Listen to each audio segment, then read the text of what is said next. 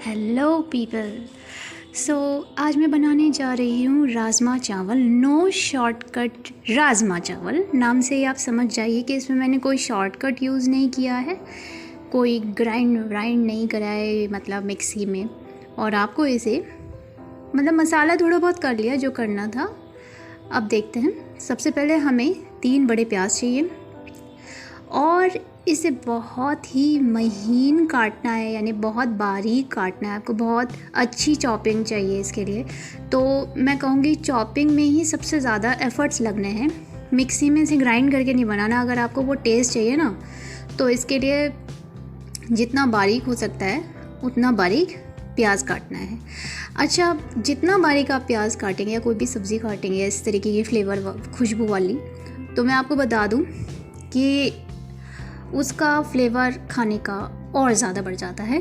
बजाय मिक्सी में अगर मैं डायरेक्टली मतलब काम चलाऊँ जल्दी से काम करने के लिए ग्राइंड करके, तो इसी तरीके से मैं बहुत बारीक टमाटर को भी चॉप कर रही हूँ। जितना बारीक आपसे हो सकता है ना उतना बारीक अपने हाथों से कीजिएगा।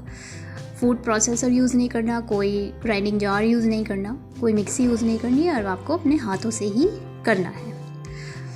तो यही तो है नो शॉर्टकट राजमा चावल। अच्छा, इसका जो टेस्ट आएगा ना, फिर आप खाते ही रह जाएंगे। आपने कभी ऐसा खाया नहीं होगा। तो ट्रेडिशनल वे में हमारे यहाँ इसी तरीके से बनाते आए हैं। जितना बारीक काट सकते हैं और बारीक और भी ज़्यादा।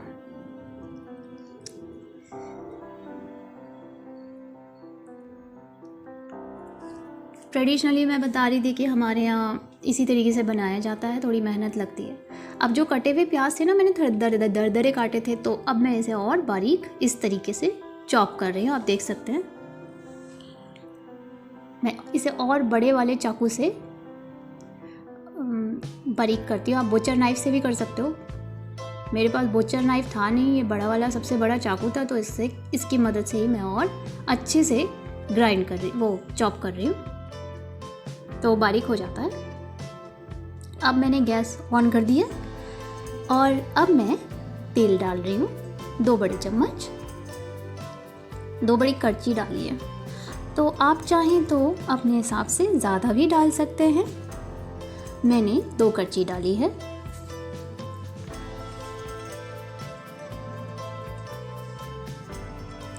अब मैं आंच को थोड़ा सा तेज़ कर दूंगी, जिससे कि जो ये तेल है, ये मैंने एक्चुअली सरसों का तेल लिया, और इस तेल को शुरुआत में धुआं लगाना पड़ता है। तो ये देखिए धुआं आने लग गया, इतना गर्म किया। फिर मैं अब आंच को कम कर देती हूँ और 2 बड़े चम्मच मैंने डाल दिया ज़ीरे के, शाही ज़ीरा 2 बड़े चम्मच। हल्का सा खुशबू आने पे तब मैं प्याज कटे हुए जो बारीक कटे थे ना, उसे डाल देती हूँ।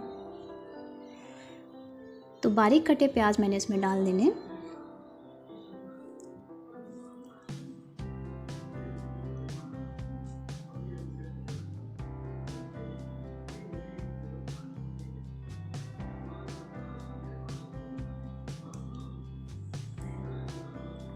अब मैं आंच को धीमा कर दूंगी ताकि मैं प्याज को सॉफ्ट होने तक भून सकूं।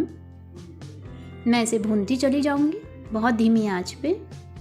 उसका फ्लेवर प्याज से ही आता है। मैं आपको बताऊं, जो भी हम छोले या राजमा यहाँ नो शॉर्टकट तरीके से बनाते हैं, उसका फ्लेवर आता है सिर्फ उसे अच्छे से भूनने के लिए।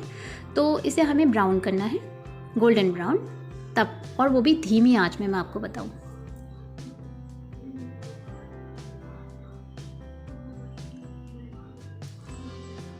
प्याज अच्छे से कुक भी हो जाते हैं, कैरामलाइज भी हो जाते हैं, और उनमें खुशबू भी आ जाती है। और जगह तो डीप फ्राई करके बरिस्ता बना के उसे फाइन पेस्ट बना के करते हैं, लेकिन यहाँ हम कम ऑयल का यूज़ कर रहे हैं। तो उसके देखिए आप, मैंने किस तरीके से इसे ब्राउन कर दिया। अब मैं सूखे मसाले ले रही हूँ। 2 बड़े चम्मच लाल मिर्च पाउडर, 2 बड़े चम्मच हल्दी पाउडर, और 2 बड़े चम्मच ही मैंने धनिया पाउडर लिया है। तीनों की बराबर क्वांटिटी लेके मैं इसे सूखा इसी तरीके से इस मसाले में, मतलब इस प्याज में धीमी आंच पे भूनूंगी ताकि मसाले जले नहीं।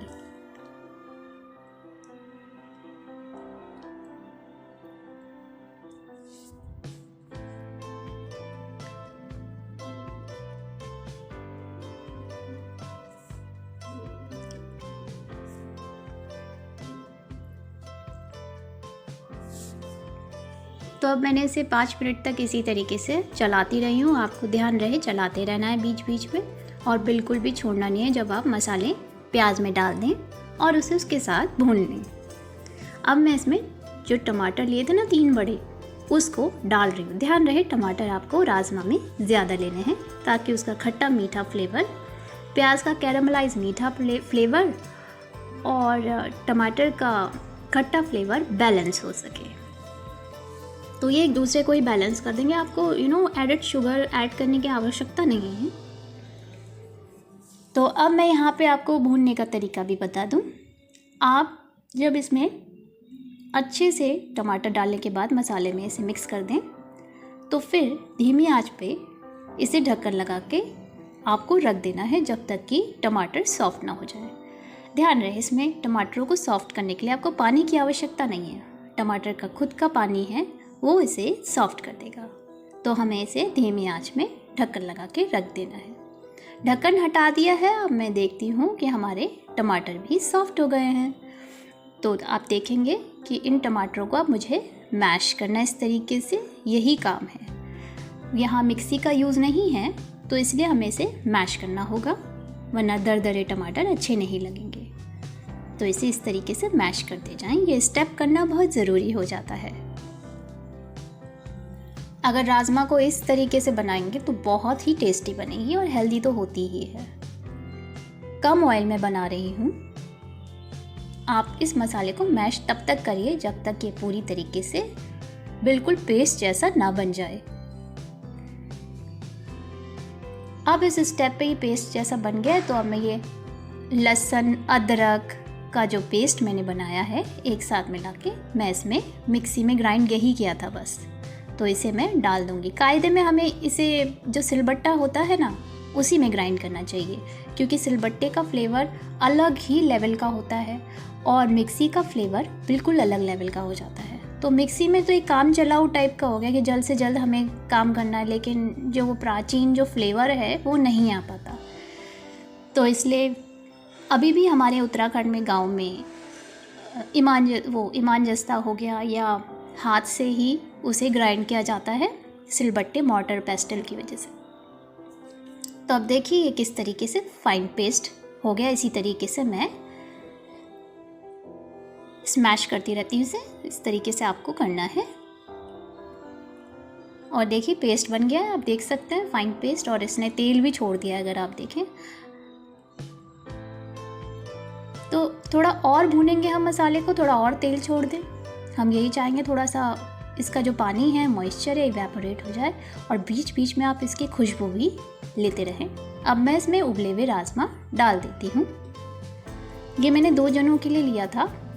छोटी कटोरी से आधी कटोरी, बड़ी कटोरी से आधी कटोरी ली थी। तो अब मैं क्या करती हूँ, राजमा को ज़्यादा पानी ना डालते हुए इसमें थोड़ा सा मसाले में मिलाती हूँ और थोड़ा सा और इसे भूनूंगी इस राजमा को। तो आप देख रहे हैं कम राजमा को मैं मसाले में आँख में भूनती हूँ। फिर मैं उसके बाद पानी डाल देती हूँ। ध्यान रहे 1-2 मिनट तक आपको राजमा को इसी तरीके से भूनना है ताकि उसका अच्छा सा फ्लेवर आ सके। अब मैं पानी डाल के इसे अच्छे से धीमी आंच में थोड़ा सा मिलाऊंगी।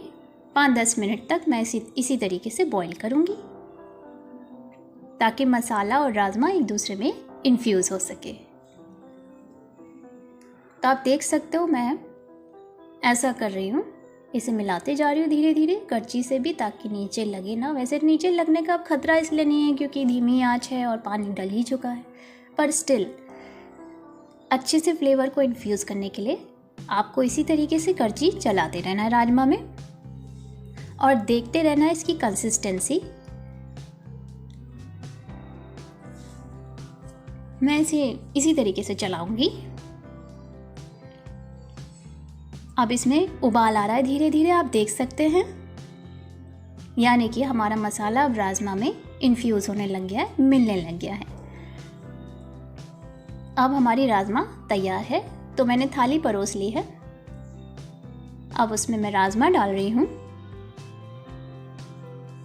ये बहुत ही टेस्टी राजमा चावल बन के तैयार होंगे। नो शॉर्टकट राजमा है। नो शॉर्टकट इसीलिए क्योंकि हर चीज़ हाथ से ही करनी है।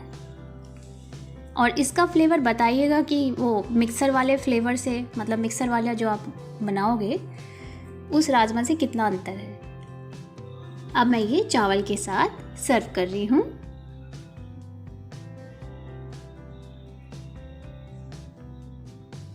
राजमा का कॉम्बिनेशन ही चावल के साथ है, वो रोटी के साथ इतनी अच्छी नहीं लगती। राजमा के कबाब रोटी के साथ अच्छे लगते हैं, तो वो भी मैं रेसिपी आपको बताऊंगी।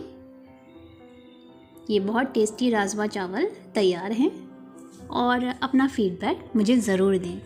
Thank you for watching.